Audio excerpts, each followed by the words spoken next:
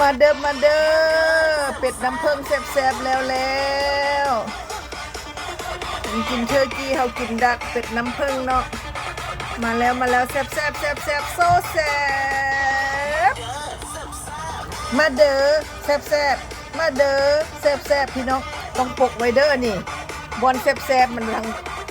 ก้นตูดมันนี่ต้องปกไว้พี่น้องไฟไหม้กับปลายอัน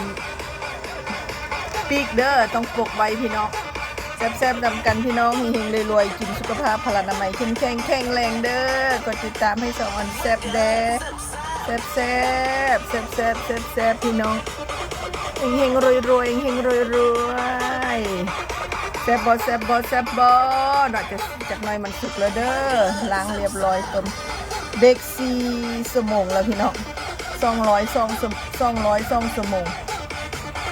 จากในสิปิดแล้วก็ใส่ขึ้น450ประมาณ15-20 นาทีมาเด้อแซ่บน้ำกันเด้อพี่น้องเด้อ thank you เฮงรวยไก่นี่บ่ปันได้เนาะจีกหมดนั่งมันมาเด้อแซ่บมาเด้อแซ่บนี่มันไก่